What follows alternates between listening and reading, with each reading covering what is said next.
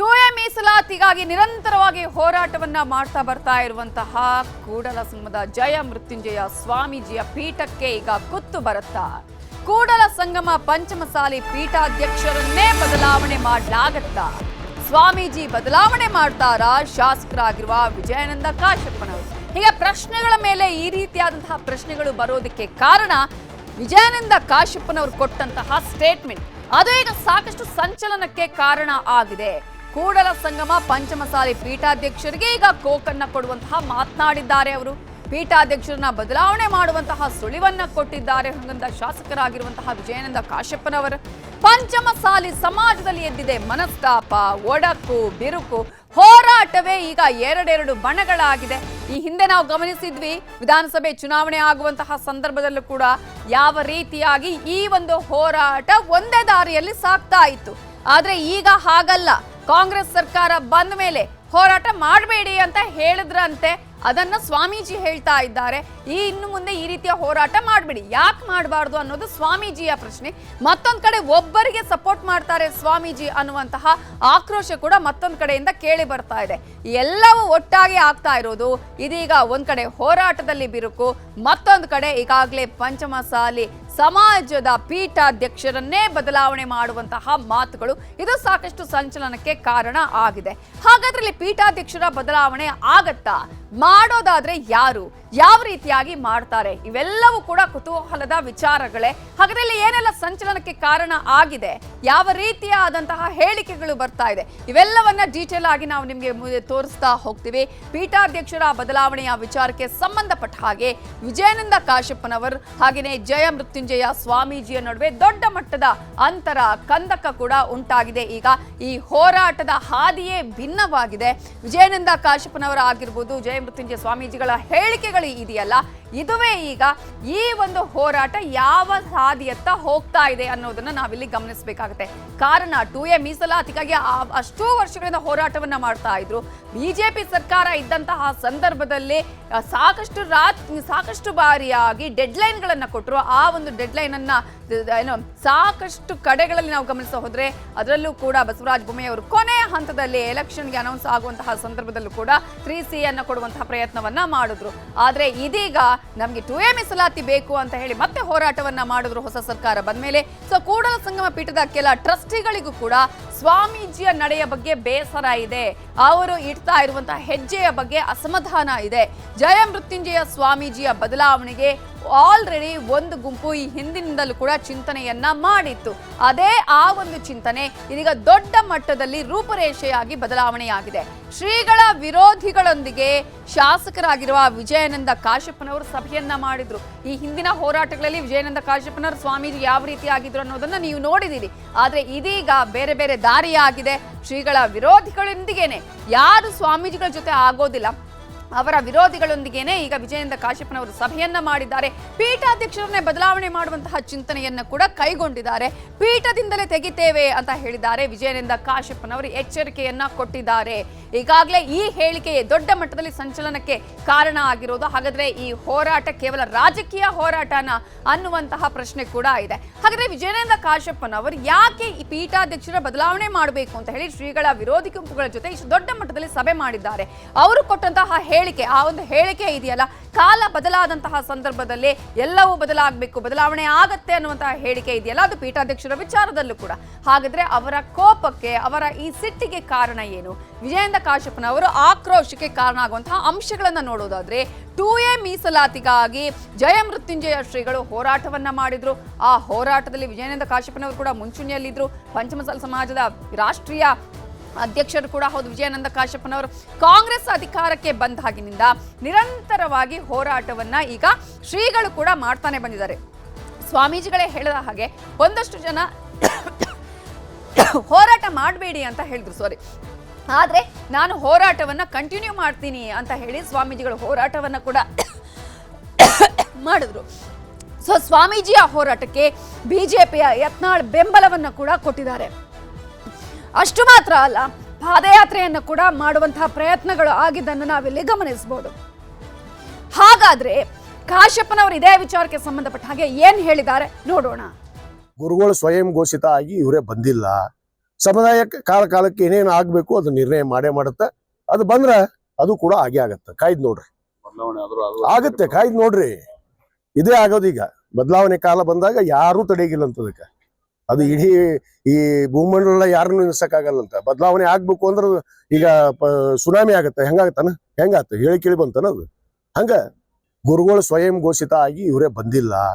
ಸಮುದಾಯ ಕಾಲಕ್ಕೆ ಏನೇನು ಆಗ್ಬೇಕು ಅದು ನಿರ್ಣಯ ಮಾಡೇ ಮಾಡುತ್ತೆ. ಅದು ಬಂದ್ರೆ ಅದು ಕೂಡ ಆಗೇ ಆಗತ್ತೆ. ಕಾಯ್ದು ನೋಡ್ರಿ, ಆಗತ್ತೆ. ಕಾಯ್ದು ನೋಡ್ರಿ, ಇದೇ ಆಗೋದು. ಈಗ ಬದಲಾವಣೆ ಕಾಲ ಬಂದಾಗ ಯಾರೂ ತಡೆಗಿಲ್ಲ ಅಂತದಕ್ಕೆ. ಅದು ಇಡೀ ಈ ಭೂಮಂಡಲ ಯಾರನ್ನು ನಿಲ್ಸಕ್ಕಾಗಲ್ಲಂತ. ಬದಲಾವಣೆ ಆಗ್ಬೇಕು ಅಂದ್ರೆ ಈಗ ಸುನಾಮಿ ಆಗತ್ತೆ. ಹೆಂಗಾಗತ್ತಾನ? ಹೆಂಗಾತ ಹೇಳಿ ಕೇಳಿ ಬಂತಾನ ಅದು. ಹಂಗ ಗುರುಗಳು ಸ್ವಯಂ ಘೋಷಿತ ಆಗಿ ಇವರೇ ಬಂದಿಲ್ಲ. ಸಮುದಾಯ ಸೊ ಈಗಾಗಲೇ ಕಾಲಕ್ಕೆ ಏನೇನು ಬದಲಾವಣೆ ಆಗಬೇಕು ಆ ಎಲ್ಲಾ ಬದಲಾವಣೆ ಆಗತ್ತೆ ಅನ್ನುವಂತಹ ವಿಚಾರವನ್ನ ಈಗಾಗಲೇ ವಿಜಯಾನಂದ ಕಾಶ್ಯಪ್ನವರು ಕೊಟ್ಟಿರುವಂತಹ ಹೇಳಿಕೆ ಇದೆಯಲ್ಲ, ದೊಡ್ಡ ಮಟ್ಟದಲ್ಲಿ ಈಗ ಸಂಚಲನಕ್ಕೆ ಕಾರಣ ಆಗಿದೆ. ಪೀಠಾಧ್ಯಕ್ಷರ ಬದಲಾವಣೆ ಆಗತ್ತಾ ಅನ್ನುವಂತಹ ಪ್ರಶ್ನೆಯನ್ನ ಹುಟ್ಟು ಹಾಕಿದೆ. ಹಾಗಾದ್ರೆ ಇಲ್ಲಿ ಸ್ವಾಮೀಜಿಗಳು ವರ್ಸಸ್ ಕಾಶ್ಯಪ್ಪನವರು ಯಾಕಾಯ್ತು ಅನ್ನೋದನ್ನ ನಾವು ಗಮನಿಸ್ತಾ ಹೋಗೋದಾದ್ರೆ, ಆಗ್ಲೇ ನಾವು ಹೇಳ್ತಾ ಇದ್ವಿ ಈ ಒಂದು ಹೋರಾಟ ಮಾಡಬಾರ್ದು ಅಂತ ಹೇಳಿದ್ರು ಕೂಡ ಹೋರಾಟವನ್ನ ಮಾಡಿದ್ರು, ಪಾದಯಾತ್ರೆಯನ್ನ ಮಾಡಿದ್ರು. ಇಂತಹ ಸಂದರ್ಭದಲ್ಲಿ ಇದು ಬೇರೆಯದ್ದೇ ಆದಂತಹ ಮತ್ತೊಂದು ಮಜಲನ್ನ ಪಡ್ಕೊಳ್ತು. 2A ಮೀಸಲಾತಿಯ ಹೋರಾಟದ ವೇಳೆ ಸ್ವಾಮೀಜಿಯ ಜೊತೆಗಿದ್ರು ವಿಜಯಾನಂದ ಕಾಶ್ಯಪ್ಪನವರು. ಯಾವ ಸಂದರ್ಭದಲ್ಲಿ? ಆಗ್ಲೂ ಕೂಡ ಸ್ಟಾರ್ಟಿಂಗ್ ಇಂದ ಹೋರಾಟ ಮಾಡುವಂತಹ ಸಂದರ್ಭದಲ್ಲೂ ಇದ್ರು, ಬಿಜೆಪಿ ಸರ್ಕಾರ ಇದ್ದಾಗ್ಲೂ ಕೂಡ ಇದ್ರು, ಫ್ರೀಡಂ ಪಾರ್ಕ್ ನಲ್ಲಿ ಧರಣಿಯನ್ನ ಮಾಡಿದ್ರು, ಅಲ್ಲಿಂದ ಇಲ್ಲಿವರೆಗೂ ಪಾದಯಾತ್ರೆ ಮಾಡ್ಕೊಂಡು ಬಂದು ಸಮಾವೇಶವನ್ನ ಮಾಡಿದ್ರಲ್ಲ, ಆಗ್ಲೂ ಕೂಡ ವಿಜಯಾನಂದ ಕಾಶ್ಯಪ್ಪನವರಿದ್ರು. ಸರ್ಕಾರದೊಂದಿಗೆ ಸಭೆಗಳನ್ನ ಮಾಡುವಂತಹ ಸಂದರ್ಭದಲ್ಲಿ, ಸಂಧಾನಗಳನ್ನ ಮಾಡುವಂತಹ ಸಂದರ್ಭದಲ್ಲೂ ಕೂಡ ಭಾಗಿಯಾಗಿದ್ರು ವಿಜಯಾನಂದ ಕಾಶ್ಯಪ್ಪನವರು. ಹಾಗಾದ್ರೆ ಇವರ ನಡುವೆ ಬಿರುಕು ಬಿಟ್ಟಿದ್ದು ಯಾವಾಗ? ಲಕ್ಷ್ಮೀ ಹೆಬ್ಬಾಳ್ಕರ್ ಆಗಿರ್ಬೋದು, ವಿಜಯಾನಂದ ಕಾಶ್ಯಪ್ಪನವರ ಪರವಾಗಿ ಸ್ವಾಮೀಜಿ ಅವರು ನಿಂತಿದ್ರು. ಯಾವುದೇ ರೀತಿಯಾದಂತಹ ಒಂದು ಅವರ ವಿರುದ್ಧ ಹೇಳಿಕೆಗಳು ಬಂದಾಗ, ಆರೋಪಗಳು ಬಂದಂತಹ ಸಂದರ್ಭದಲ್ಲೂ ಕೂಡ ಸ್ವಾಮೀಜಿ ಅವರ ಪರವಾಗಿ ನಿಂತಿದ್ರು. ಅಷ್ಟು ಮಾತ್ರ ಅಲ್ಲ, ವಿಜಯಾನಂದ ಕಾಶ್ಯಪ್ಪನವರ ಪತ್ನಿ ವೀಣಾ ಕಾಶ್ಯಪ್ಪನವರಿಗೆ MP ಟಿಕೆಟ್ ಕೊಡಿಸೋದಿಕ್ಕೂ ಕೂಡ ಇದೇ ಜಯ ಮೃತ್ಯುಂಜಯ ಸ್ವಾಮೀಜಿಗಳು ಲಾಬಿಯನ್ನ ಮಾಡಿದ್ರು. ಅವರಿಗೆ ಟಿಕೆಟ್ ಕೊಡಬೇಕು ಅನ್ನುವಂತಹ ಒಂದಷ್ಟು ರೀತಿಯಾದಂತಹ ಒತ್ತಾಯವನ್ನ ಕೂಡ ಇದೇ ಸ್ವಾಮೀಜಿಯವನ್ನ ಮಾಡಿದ್ರು. ಆದ್ರೆ ಏನಾಯ್ತು? ಬರ್ತಾ ಸರ್ಕಾರ ಬಂದ ಮೇಲೆ ಯಾವ ರೀತಿಯಾಗಿ ಈ ಒಂದು ಹೋರಾಟ, ಯಾವ ರೀತಿಯಾಗಿ ಇವರಿಬ್ಬರ ನಡುವೆ ಮನಸ್ತಾಪಗಳು ಉಂಟಾಯಿತು ಅನ್ನೋದು ಈಗೇನು ಅದು ಗುಟ್ಟಾಗಿ ಉಳಿದಿಲ್ಲ, ಬಹಿರಂಗವಾಗಿ ಆಗ್ತಾ ಇದೆ. ಆ ಸಂದರ್ಭದಲ್ಲಿ ವೀಣಾ ಕಾಶ್ಯಪ್ಪನವರಿಗೆ ಟಿಕೆಟ್ ಕೊಡಿಸಬೇಕು ಅಂತ ಹೇಳಿ ದೆಹಲಿಗೂ ಕೂಡ ಹೋಗಿ ಬಂದಿದ್ರು ಸ್ವಾಮೀಜಿ ಅವರು. ವೀಣಾ ಕಾಶ್ಯಪ್ಪನವರ ಪರವಾಗಿ ಬ್ಯಾಟ್ ಅನ್ನ ಕೂಡ ಮಾಡಿದ್ರು ಸ್ವಾಮೀಜಿ. ಅವರಿಗೆ ಟಿಕೆಟ್ ಕೊಡಿಸಲೇಬೇಕು ಅನ್ನುವಂತಹ ಸಾಕಷ್ಟು ಒತ್ತಾಯವನ್ನ ಮಾಡಿದ್ರು. ಇದೀಗ ಬಿಜೆಪಿ ಹಾಗೂ ಯತ್ನಾಳ್ ಪರವಾಗಿ ನಿಂತಿದ್ದಾರೆ ಅನ್ನುವಂತಹ ಕಾರಣಕ್ಕಾಗಿ ಈಗ ವಿಜಯಾನಂದ ಕಾಶ್ಯಪ್ಪನವರು ಸಿಟ್ಟನ್ನ ಹೊರ ಹಾಕ್ತಾ ಇದ್ದಾರೆ. ಆದ್ರೆ ವಿಜಯಾನಂದ ಕಾಶ್ಯಪ್ಪನವರು ಹೇಳುವಂತಹ ವಿಚಾರಗಳು, ಅವರು ಯಾವ ರೀತಿಯಂತಹ ಹೋರಾಟವನ್ನ ಮಾಡ್ತಾ ಇದ್ದಾರೆ, ಮತ್ತೊಂದು ಕಡೆ ಅವರು ಯಾರ ಪರವಾಗಿ ನಿಂತಿದ್ದಾರೆ, ಹಾಗಾದ್ರೆ ಆ ಒಂದು ಪರವಾಗಿ ನಿಂತವರ ವಿಚಾರಗಳು ಒಬ್ಬರ ಪರವಾಗಿ ನಿಲ್ಲೋದು ಅದು ಸರಿನಾ ಅನ್ನುವಂತಹ ಪ್ರಶ್ನೆಯನ್ನ ಕೇಳ್ತಾ ಇದ್ದಾರೆ. ಹಾಗಾದ್ರೆ ಇದೇ ವಿಚಾರಕ್ಕೆ ಸಂಬಂಧಪಟ್ಟ ಹಾಗೆ ಏನ್ ಮಾತನಾಡಿದ್ದಾರೆ ಯಾರ್ಯಾರು ಅನ್ನೋದನ್ನ ನೋಡೋಣ. ಸಮುದಾಯದ ನಾಯಕರಿಗೆ ಅನ್ಯಾಯ ಆಗಬಾರ್ದು ಅಂತೇಳಿ, ಹಾಗಾಗಿ ನಾನು ನಮ್ಮ ಸಮುದಾಯದ ನಾಯಕನಿಗೆ ಅನ್ಯಾಯ ಆದಾಗ ನಾನು ಅವ್ರ ಪರ ನಿಲ್ಲೋದು ನನ್ನ ಕರ್ತವ್ಯ. ಗೌಡ್ರು ಒಬ್ಬರೇ ಅಲ್ಲ, ಈ ನಾಡಿನೊಳಗೆ ಯಾರು ಮೀಸಲಾತಿ ಹೋರಾಟಕ್ಕೆ ದುಡ್ದಾರಲ್ಲ, ಅವನು ಯಾವುದೇ ಜಾತಿಯಲ್ಲಿ ಯಾವುದೇ ಪಕ್ಷದಲ್ಲಿ ಒಬ್ಬ ದನಕಾಯಿ ಹುಡುಗನ ಅನ್ಯಾಯ ಆದಾಗೋ ಅವ್ರ ಪರ ನಿಲ್ಲೋದು ನಾನು ಬದ್ಧತೆ. ಅದನ್ನು ಮಲೆಮಹದೇಶ್ವರ ಬೆಟ್ಟದಲ್ಲಿ ಪ್ರಮಾಣ ಮಾಡಿಬಿಟ್ಟಿದ್ದಾರೆ. ಆ ಪ್ರಕಾರವಾಗಿ ನಮ್ಮ ಸಮಾಜ ಮೀಸಲಾತಿ ಹೋರಾಟಕ್ಕೆ ತನು ಮನ ಧನದಿಂದ ನಿಸ್ವಾರ್ಥವಾಗಿ ಸರ್ಕಾರನ ಎದುರಾಕೊಂಡು ಒಳಗೂ ಮತ್ತು ಹೊರಗೂ ದುಡಿದಂತಹ ಬೆರಳಿಕೆ ವ್ಯಕ್ತಿಗಳಲ್ಲಿ ಅಗ್ರಗಣ್ಯರು ನಮ್ಮ ಬಸವನ ಪಾಟೀಲ್ ಯತ್ನಾಳ್ ಅವರು. ಹಾಗಾಗಿ ಅವ್ರ ಪರ ನಿಲ್ಲೋದು ನಾನಿಲ್ಲಾರ್ದು ಮತ್ತು ಇನ್ಯಾರಿಲ್ಲ ಸಾಧ್ಯ ಐತಿ. ಇವರಂಗೆ ನಿಸ್ವಾರ್ಥವಾಗಿ ಪ್ರಾಮಾಣಿಕವಾಗಿ ಅವ್ರ ಸರ್ಕಾರಗಳನ್ನ ಎದುರಾಕೊಂಡು ಯಾರು ಹೋರಾಟ ಮಾಡಿದ್ದಾರೆ, ಯಾರು ಮಾತಾಡಿದ್ದಾರೆ, ಮತ್ತು ಅವ್ರ ಪರವಾಗಿ ನಾನಿಲ್ಲಾರ್ದೇ ಏನು ಕ್ರಿಶ್ಚಿಯನ್ ಫಾದರ್ ಬಂದಿಲ್ಲಕ್ಕಾಗತ್ತಾ, ಅಥವಾ ಇಸ್ಲಾಂ ಧರ್ಮದ ಮೌಲ್ಯಗಳು ಬಂದಿಲ್ಲಕ್ಕಾಗತ್ತಾ? ನಾನು ಲಿಂಗಾಯತ ಸಮಾಜ ಗುರುಗಳಾಗಿ ನನ್ನ ಕರ್ತವ್ಯ, ನನ್ನ ಸಂಸ್ಕೃತಿ, ಗುರುವಿನ ಸಂಸ್ಕೃತಿ, ಅದು ಮೊದಲಿಂದ ನಮ್ಮ ಭಾರತೀಯ ಸಂಸ್ಕೃತಿ ಇರ್ತಕ್ಕ. ರಾಜನಿಗೆ ಅನ್ಯಾಯವಾದಾಗ ಗುರುಗಳು ಅವ್ರ ಪರ ನಿಂತಿರ್ತಕ್ಕ. ಹಿಂದೆ ಮಲಸರ್ಜ ದೇಸಾಯಿಗೆ ಅನ್ಯಾಯ ಆದಾಗ ಕಲ್ಮಠದ ಗರ್ಗದ ಮಡಿವಾಳೇಶ್ವರು ಗಟ್ಟಿಯಾಗಿ ನಿಂತ್ಕೊಂಡಿದ್ರು. ಅದು ನಮ್ಮ ಪರಂಪರೆ ಐತಿ. ಹಾಗಾಗಿ ನಾನು ಆ ಪರಂಪರೆ ಪ್ರಕಾರ ಮುಂದುವರ್ಸ್ಕೊಂಡು ಹೋಗ್ತಿದ್ದೀನಿ. ಕೆಲವ್ರಿಗೆ ಏನು ಬೇಜಾರಾಗಿದೆಯಪ್ಪ ಅಂದರೆ, ನೀವು ಹೊಸ ಸರ್ಕಾರ ಬಂದ ಮೇಲೆ ನೀವು ಹೋರಾಟ ಮಾಡಬೇಡ್ರಿ ಅಂದರು. ಹಂಗಾಗಿ ನಾವು ಹೋರಾಟ ಮಾಡಿದೆ. ವಿಧಾನಸೌಧ ಮುತ್ತಿಗೆ ಹಾಕ್ಬೇಡಂದ್ರು, ನಾನು ಮುತ್ತಿಗೆ ಹಾಕಿದೆ. ಯಾರಂದ್ರೆ ನಿಮಗೆ ಗೊತ್ತೈತಿಲ್ಲ, ನಾನು ಅದಕ್ಕೆ ಒಪ್ಪಲಿಲ್ಲ ಅವ್ರ ಮಾತಿಗೆ. ಕೊನೆ ಬಸವನಗೌಡರು ಪರವಾಗಿ ನಿಂತ್ಕೊಬೇಡ್ರಿ ಅಂದರು, ನಾನು ನಿಂತ್ಕೊಂಡೆ. ಹಾಗಾಗಿ ಅವ್ರಿಗೆ ಒಂದು ರೀತಿ ಅಸಮಾಧಾನಗೊಂಡಿದೆ, ಹತಾಶೆಗೊಂಡರೆ, ಮಾತಾಡ್ತಾರೆ. ದೊಡ್ಡ ಸಮಾಜ, ಇಂಥ ಸಾವಿರ ಭಿನ್ನಾಭಿಪ್ರಾಯ ಬಂದರೂ ಸಹ ಗಟ್ಟಿಯಾಗಿ ನಿಲ್ಲೋ ಶಕ್ತಿ ಸಮಾಜಕ್ಕಿದೆ. ಮತ್ತು ಇಡೀ ನಾಡಿನ ಜನತೆ ಪಂಚಮಸಾಲಿಯರು ಯಾರು ಪ್ರಾಮಾಣಿಕ ಕೆಲಸ ಮಾಡಿ ಗುರುಗಳು ಯಾರಾದ್ರಂತ ಅವ್ರಿಗೆ ಗೊತ್ತೈತಿ. ಭಿನ್ನಾಭಿಪ್ರಾಯ ಅಂತೂ ಇದೆ ಅನ್ನೋದನ್ನ ಸ್ವಾಮೀಜಿ ಕೂಡ ಇಲ್ಲಿ ಒಪ್ಕೊಂಡಿದ್ದಾರೆ. ಹಾಗಾದ್ರೆ ಯಾವ ಕಾರಣಕ್ಕಾಗಿ ಈಗಾಗಲೇ ಒಡಕು ಮೂಡಿದೆ ಅನ್ನೋದನ್ನ ಕೂಡ ನಾವು ತೋರಿಸಿದ್ವಿ. ಆದ್ರೆ ಇಲ್ಲಿ ವಿಜಯಾನಂದ ಕಾಶ್ಯಪ್ಪನವರು ವರ್ಸಸ್ ಯತ್ನಾಳ್ ನಡುವಿನ ಸಮರ ಯಾವ ರೀತಿಯಾಗಿದೆ ಅನ್ನೋದನ್ನ ನಾವು ಗಮನಿಸ್ತಾ ಹೋಗೋದಾದ್ರೆ, ಈಗಾಗಲೇ ಬಿಜೆಪಿಯಿಂದ 6 ವರ್ಷಗಳ ಕಾಲ ಯತ್ನಾಳ್ ಅವರನ್ನ ಉಚ್ಚಾಟನೆ ಮಾಡಲಾಗಿದೆ. ಈ ಉಚ್ಚಾಟನೆ ಆದ ಬಳಿಕ ಯತ್ನಾಳ್ ಪರವಾಗಿ ನಿಂತಿದ್ದಾರೆ ಜಯಮೃತ್ಯುಂಜಯ ಶ್ರೀಗಳು. ಈ ಒಂದು ವಿಚಾರವು ಕೂಡ ಈಗಾಗಲೇ ವಿಜಯಾನಂದ ಕಾಶ್ಯಪ್ಪನವರ ಅಸಮಾಧಾನಕ್ಕೆ ಕಾರಣ ಆಗಿದೆ. ಪೀಠ ತ್ಯಾಗದ ಮಾತು ಕೇಳುತ್ತಲೇ ಸ್ವಾಮೀಜಿಯ ಪರವಾಗಿ ನಿಂತಿದ್ದಾರೆ ಬಸನಗೌಡ ಪಾಟೀಲ್ ಯತ್ನಾಳ್ ಅವರು. ಈಗಾಗಲೇ ಸ್ವಾಮೀಜಿ ಹೇಳಿದ್ರು, ನಾವು ನಮ್ಮ ಹೋರಾಟಕ್ಕೆ ಯಾರು ಸಾಥ್ ಕೊಟ್ಟರು ಅವರ ಪರವಾಗಿ ನಾವು ನಿಲ್ಲೇಬೇಕು, ನಾವು ನಿಲ್ಲದಿದ್ರೆ ಯಾರು ನಿಲ್ತಾರೆ ಅನ್ನುವಂತಹ ಪ್ರಶ್ನೆಯನ್ನ ಕೇಳಿದ್ರು. ಉಚ್ಚಾಟನೆಯ ಪರಿಶೀಲನೆಗೆ ಈಗಾಗಲೇ ಸ್ವಾಮೀಜಿ ಡೆಡ್ಲೈನ್ ಅನ್ನ ಕೊಟ್ಟಿದ್ದಾರೆ. ಏಪ್ರಿಲ್ 10 ಡೆಡ್ಲೈನ್ ಅನ್ನ ಕೊಟ್ಟಿದ್ದಾರೆ. ಈಗಾಗಲೇ ಸ್ವಾಮೀಜಿ ಅವರು ಏಪ್ರಿಲ್ 10ರ ಒಳಗೆ ಅವರನ್ನ ಉಚ್ಚಾಟನೆ ಏನು ಮಾಡಿದಿರಿ ಅದನ್ನ ವಾಪಸ್ ತೆಗೆದುಕೊಳ್ಳಬೇಕು ಅನ್ನುವಂತಹ ಡೆಡ್ಲೈನ್ ಅನ್ನ ಕೊಟ್ಟಿದ್ದಾರೆ. ಒಂದು ವೇಳೆ ಏಪ್ರಿಲ್ 10ರ ಒಳಗೆ ನೀವು ಉಚ್ಚಾಟನೆಯನ್ನು ವಾಪಸ್ ತೆಗೆದುಕೊಳ್ಳಲಿದ್ರೆ ಏಪ್ರಿಲ್ 11ರಂದು ವಿಜಯಪುರದಲ್ಲಿ, ಅದೇ ರೀತಿಯಾಗಿ ಏಪ್ರಿಲ್ 13ರಂದು ಬೆಳಗಾವಿಯಲ್ಲಿ ನಾವು ದೊಡ್ಡ ಮಟ್ಟದ ಹೋರಾಟವನ್ನ ಮಾಡ್ತೀವಿ ಅನ್ನುವಂತಹ ವಿಚಾರವನ್ನ ಕೂಡ ಈಗಾಗಲೇ ಸ್ವಾಮೀಜಿ ಹೇಳಿದ್ದಾರೆ.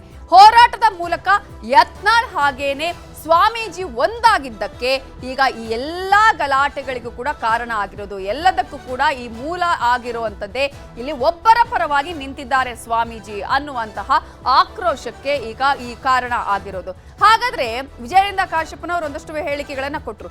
ಆ ಹೇಳಿಕೆಗೆ ಬಸನಗೌಡ ಪಾಟೀಲ್ ಯತ್ನಾಳ್ ಏನ್ ಕೌಂಟರ್ ಕೊಟ್ಟಿದ್ದಾರೆ ನೋಡೋಣ. ಏನು ತಪ್ಪೇನಾಯ್ತ್ರಿ? ಯಾವ ತೆಗ್ಯಾವ ತಗೋತೇಳ್ರಿ, ಯಾವ ಮಗ ಬೇಡ ನಾನು. ಅವ್ರು ಹಿಂದಿದ್ರೆ ಯಾರು ಇದ್ರೆ ತಗೋಬೇಕಲ್ಲ. ನೀವು ಆ ಹಂದಿಯ ಪ್ರಶ್ನೆಗಳಿಗೆ ಉತ್ತರ ಹೇಳುವುದಿಲ್ಲ, ದಯವಿಟ್ಟು ಕೇಳಬೇಡ್ರಿ. ನೋಡ್ರಿ, ಹಂದಿಗಳ ಬಗ್ಗೆ ನಾನು ಪ್ರಶ್ನೆ ಕೇಳಬೇಡ್ರಿ. ಹಂದಿ ಇದ್ದಂಗೆ ಅದು. ಇದೇ ಕೂಡಲ ಸಂಗಮ ಸ್ವಾಮಿಗಳನ್ನ ಯಾರ್ಯಾರು ದಿಲ್ಲಿ ಕರ್ಕೊಂಡು ಹೋಗ್ಯಾರ ಅವ್ರ ಮಕ್ಕಳಿಗೆ, ಅವ್ರ ಹೆಂಡ್ರಿಗೆ ಟಿಕೆಟ್ ಕೊಡ್ಲಿಕ್ಕೆ.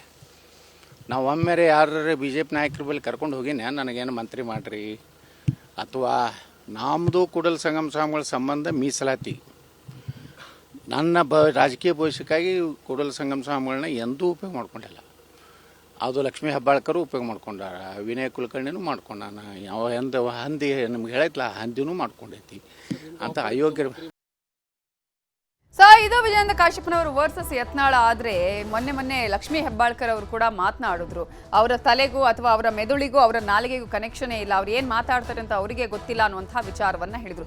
ಅದಕ್ಕೆ ಇವತ್ತು ಯತ್ನಾಳ್ ಅವರು ಕೌಂಟರ್ ಕೊಟ್ಟಿದ್ದಾರೆ. ಏನ್ ಹೇಳಿದ್ದಾರೆ ಮೊನ್ನೆ ಲಕ್ಷ್ಮೀ ಹೆಬ್ಬಾಳ್ಕರ್, ಇವತ್ತು ಅದಕ್ಕೆ ಕೊಟ್ಟಂತಹ ಕೌಂಟರ್ ಯಾವ ರೀತಿ ಆಗಿತ್ತು ಅನ್ನೋದನ್ನ ನೋಡೋಣ. ನೋಡಿ, ಯತ್ನಾಳ್ ಅವ್ರಿಗೆ ಅವ್ರ ಪಕ್ಷದಿಂದ ಉಚ್ಚಾಟನೆ ಎದಕ್ ಮಾಡಿದ್ರು? ನಾಲಿಗೆನ ಹರಿ ಬಿಡೋದ್ರ ಸಲುವಾಗಿ ಅವ್ರನ್ನ ಉಚ್ಚಾಟನೆ ಮಾಡಿದ್ರು. ಅವರು ಬಹಳಷ್ಟು ಗೌರವಾನ್ವಿತರು, ನಮ್ಮ ಸಮಾಜದ ಹಿರಿಯರು ಅಂತ ಹೇಳಿ ನಾವು ಕೂಡ ಅವ್ರಿಗೆ ನಮ್ಮ ಚೌಕಟ್ಟಿನಲ್ಲಿ ನಾವು ಇರ್ತೀವಿ. ಆದರೆ ಅವ್ರು ಮಾತಾಡೋ ರೀತಿಯನ್ನ ನೋಡಿದ್ರೆ ಅವ್ರಿಗೆ ಎಲ್ಲೋ ಅವ್ರ ನಾಲ್ಗೆಗೆ ತಲೆಗೆ ಕನೆಕ್ಷನ್ ತಪ್ಪಿದೆ ಅಂತ ಅನ್ಸುತ್ತೆ. ಕೂಡಲ ಸಂಗಮ ಸ್ವಾಮೀಜಿ ಅವರು ಸಪೋರ್ಟ್ ಮಾಡಿದ್ದಕ್ಕೆ ನನಗೆ ಬಹಳ ಮನಸ್ಸಿಗೆ ನೋವಾಗಿದೆ ಅಂತ ಲಕ್ಷ್ಮೀ ಹೆಬ್ಬಾಳ್ಕರ್ ಮೇಡಮ್ ಅವರು ಹೇಳ್ತಾರೆ. ಹೌದ್ರಿ, ಅದಕ್ಕೆ ಆ ನೋವಿಗೆ ನಾ ಏನು ಮಾಡಲಿ? ಏನು ಅಮೃತಾಂಜನ್ ಕೊಡ್ಲೆ, ಜಡ್ಡು ಬಾಂಬ್ ಕೊಡ್ಲೆ? ಏನು ಅಮೃತಾಂಜನ್ ಕೊಡ್ಲೆ, ಜಡ್ಡು ಬಾಂಬ್ ಕೊಡ್ಲೆ? ಸೊ ಈಗಾಗಲೇ ಇಂತಹ ಒಂದು ಹೇಳಿಕೆಗಳು ಯಾವ ರೀತಿಯಾಗಿ ಈಗ ಈ ಒಂದು ಸಮಾಜದ ಪರದಲ್ಲಿ, ಅದರಲ್ಲೂ ಕೂಡ ಅವರು ಹೋರಾಟ ಮಾಡುವಂತಹ ಸಂದರ್ಭದಲ್ಲಿ ಭಿನ್ನ ಭಿನ್ನ ನಿಲುವುಗಳನ್ನ ಇದೀಗ ಪಡೆದುಕೊಳ್ತಾ ಇದೆ ಅನ್ನೋದನ್ನ ನಾವು ಗಮನಿಸಿದ್ವಿ. ಹಾಗಾದ್ರೆ ಯಾರ ಪರವಾಗಿ ನಿಲ್ಲುತ್ತೆ, ಸಮಾಜ ಏನು ಉತ್ತರ ಕೊಡುತ್ತೆ, ಯಾವ ರೀತಿಯಂತಹ ಉತ್ತರವನ್ನ ನೀಡುತ್ತೆ ಇದೀಗ ಅನ್ನುವಂತಹ ಪ್ರಶ್ನೆ ಕೂಡ ಇದೆ. ಸಮಾಜದಲ್ಲಿ ಉತ್ತರ ಕೊಡುತ್ತಾ ಅನ್ನೋದನ್ನ ನಾವಿಲ್ಲಿ ಗಮನಿಸಬೇಕು. ವಿಜಯಾನಂದ ಕಾಶ್ಯಪ್ಪನವರ ಸಭೆಯನ್ನ ಗಂಭೀರವಾಗಿ ಇದೀಗ ಸ್ವಾಮೀಜಿ ಕೂಡ ಪರಿಗಣಿಸಿದ್ದಾರೆ. ಆ ಒಂದು ಅವರ ಸಭೆ ಆಗಿದೆ ಅಂತ ಗೊತ್ತಾದ ಕೂಡಲೇ ಇವರು ಕೂಡ ಇನ್ನೊಂದಷ್ಟು ತಂತ್ರಗಳನ್ನ ಮಾಡಿದ್ದಾರೆ. ಅವರು ಪಂಚಮಸಾಲಿ ಮುಖಂಡರುಗಳ ಜೊತೆ ಸಭೆಯನ್ನ ಮಾಡಿದ್ದಾರೆ. ಪಂಚಮಸಾಲಿ ಸಮುದಾಯದ ನಾಯಕರೊಂದಿಗೆ ಈಗಾಗಲೇ ಮಾತುಕತೆಯನ್ನ ಕೂಡ ಈಗಾಗಲೇ ಸ್ವಾಮೀಜಿ ಮಾಡಿದ್ದಾರೆ. ಅಷ್ಟು ಮಾತ್ರ ಅಲ್ಲ, ಪೀಠಾಧ್ಯಕ್ಷ ಸ್ಥಾನ ಅದು ಹೇಗೆ ತೆಗೆಯೋದು ಅನ್ನುವಂತಹ ಪ್ರಶ್ನೆಯನ್ನ ಕೂಡ ಕೇಳ್ತಾ ಇದ್ದಾರೆ. ಎಲ್ಲಾ ಪಕ್ಷಗಳಲ್ಲಿರುವ ನಾಯಕರಿಂದನೇ ಉತ್ತರ ಕೊಡಿಸೋದಕ್ಕೂ ಕೂಡ ಈಗಾಗಲೇ ಸ್ವಾಮೀಜಿ ಪ್ಲಾನ್ ಮಾಡಿದ್ದಾರೆ. ಕಾಂಗ್ರೆಸ್ನಲ್ಲಿ ಇವರು ಈ ರೀತಿಯಾಗಿ ಮಾಡ್ತಾ ಇದ್ದಾರೆ. ಹೋರಾಟಗಳನ್ನ ಮಾಡುವಂತಹ ಸಂದರ್ಭದಲ್ಲಿ ಇವರು ಬೇರೆ ರೀತಿಯಾದಂತಹ ಹಾದಿಯನ್ನು ತಪ್ಪಿಸುವ ಕೆಲಸ ಮಾಡ್ತಾ ಇದ್ದಾರೆ. ನನ್ನನ್ನ ಪೀಠಾಧ್ಯಕ್ಷ ಸ್ಥಾನದಿಂದ ಕೆಳಗಿಳಿಸುವಂತಹ ಪ್ರಯತ್ನವನ್ನ ಮಾಡ್ತಿದ್ದಾರೆ. ಪಂಚಮಸಾಲಿ ಸಮಾಜಕ್ಕೆ ಸ್ವಾಮೀಜಿ ಅನಿವಾರ್ಯವೇ ಅನಿವಾರ್ಯ. ಹೋರಾಟವನ್ನ ಮಾಡೋದಕ್ಕೆ ಅಥವಾ 2A ಮೀಸಲಾತಿಯನ್ನ ಕೊಡಿಸೋದಕ್ಕೆ ಸ್ವಾಮೀಜಿಯವರು ಬೇಕೇ ಬೇಕು ಅನ್ನುವಂತಹ ನಿಟ್ಟಿನಲ್ಲಿ ತೋರಿಸುವಂತಹ ಪ್ರಯತ್ನವನ್ನ, ಸ್ವಾಮೀಜಿ ಅನಿವಾರ್ಯ ಅನ್ನೋದನ್ನ ಹೇಳಿಸುವಂತಹ ಪ್ರಯತ್ನವನ್ನ ಕೂಡ ಈಗಾಗಲೇ ಮಾಡ್ತಾ ಇದ್ದಾರೆ. ಇನ್ನು ಸಮುದಾಯವನ್ನ ಆರ್ಥಿಕವಾಗಿ, ಶೈಕ್ಷಣಿಕವಾಗಿ ಗುರುತಿಸಿ ಮೇಲೆತ್ತಬೇಕು ಅನ್ನುವಂತಹ ಅಸ್ತ್ರವನ್ನ ಹಿಡ್ಕೊಂಡೇ ಅವರು ಹೋರಾಟವನ್ನ ಮಾಡಿದ್ದು. ಪಂಚಮಸಾಲಿ ಹೋರಾಟವನ್ನ ಆರಂಭ ಮಾಡಿದ್ದೇ ಅಲ್ಲಿಂದ. ಆರ್ಥಿಕವಾಗಿ, ಶೈಕ್ಷಣಿಕವಾಗಿ, ಔದ್ಯೋಗಿಕವಾಗಿ ಎಲ್ಲದರಲ್ಲೂ ಕೂಡ ನಮ್ಮ ಸಮಾಜಕ್ಕೆ ಮೀಸಲಾತಿ ಸಿಗಬೇಕು ಅನ್ನುವಂತಹ ಹಿನ್ನೆಲೆಯಲ್ಲಿ 2A ಮೀಸಲಾತಿ ಒಂದೇ ಟಾರ್ಗೆಟ್. ಇದು ರಾಜಕಾರಣ ಅಲ್ಲ. ಇಲ್ಲಿ ನಮಗೆ ಬೇಕಾಗಿರೋದು 2A ಮೀಸಲಾತಿ ನಮ್ಮವರಿಗೋಸ್ಕರ, ರಾಜಕಾರಣ ಅಲ್ಲ ಅನ್ನುವಂತಹ ಸಂದೇಶವನ್ನ ಕೊಡುವಂತಹ ತಂತ್ರಗಾರಿಕೆಯನ್ನ ಈಗಾಗಲೇ ಸ್ವಾಮೀಜಿ ಮಾಡಿದ್ದಾರೆ. ಆದ್ರೆ ಇದಕ್ಕೆ ಯಾವ ರೀತಿಯಾಗಿ ಸಮಾಜ ಈಗಾಗಲೇ ಉತ್ತರವನ್ನ ಕೊಡುತ್ತೆ, ಏನೇನು ಆಗತ್ತೆ ಅನ್ನೋದನ್ನ ಕೂಡ ನಾವಿಲ್ಲಿ ಗಮನಿಸಬೇಕಾಗತ್ತೆ. ನೋಡೋಣ ಮುಂದಿನ ದಿನಗಳಲ್ಲಿ ಈ ಹೋರಾಟ ಯಾವ ರೀತಿಯ ಹಾದಿಯನ್ನ ಪಡೆದುಕೊಳ್ಳುತ್ತೆ. ಈ ಹೋರಾಟ ಬೇರೆ ಬೇರೆ ಮಜಲುಗಳನ್ನ ಪಡ್ಕೊಳ್ಳುತ್ತಾ, ಪೀಠಾಧ್ಯಕ್ಷರನ್ನೇ ಈಗ ಸ್ವಾಮೀಜಿಯನ್ನ ಬದಲಾವಣೆ ಮಾಡುವಂತಹ ವಿಚಾರಗಳು ಕೇಳಿ ಬರ್ತಾ ಇರುವಂತದ್ದು. ಪೀಠಾಧ್ಯಕ್ಷರ ಬದಲಾವಣೆ ಆಗತ್ತಾ ಅನ್ನೋದನ್ನ ಕಾದು ನೋಡಬೇಕಾಗತ್ತೆ.